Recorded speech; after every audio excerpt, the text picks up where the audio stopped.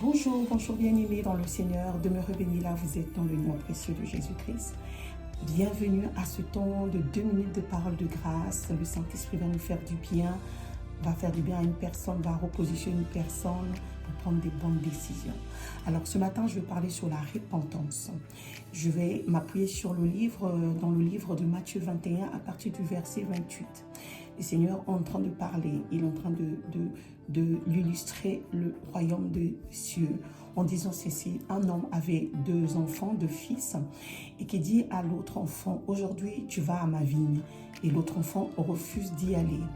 Il dit au deuxième: tu vas aller à ma vigne, et le deuxième dit: j'irai.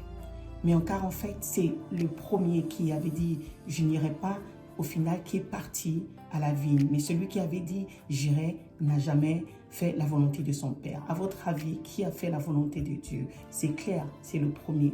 Bien qu'il avait dit je n'irai pas, à la fin, il a fini par partir. C'est pour dire ceci: n'aimons pas seulement parole. Dieu connaît les cœurs. Dieu connaît l'intention du cœur. Et à la suite de cela, c'est pour ça que le Seigneur il est en train de dire ceci, que les publicains et les prostituées vous dévanceront dans le royaume. Il est en train de parler à la foule où il y avait les pharisiens, où il y avait les scribes. Les scribes, les pharisiens, qui est les pharisiens, les scribes?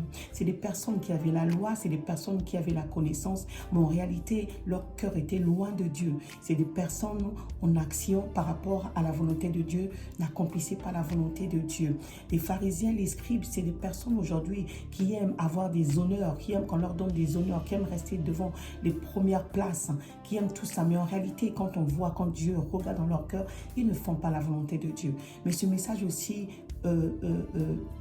te parle aussi, toi qui n'as jamais donné ta vie à Christ. Tu as entendu parler de l'évangile. On vient te présenter Jésus. Tu dis, j'irai à l'église. Oui, demain je donnerai ma vie à Christ. Après-demain, je donnerai ma vie à Christ. Mais en réalité, tu ne sais pas que les jours, les mois passent. Et pendant ce temps, il y en a d'autres qui sont en train d'avancer, qui sont en train d'avancer dans le royaume des cieux. Et toi, tu refuses de te soumettre à la volonté de Dieu qui n'est que de croire à son Fils unique, Jésus, qui a envoyé afin que tes péchés soient ôtés.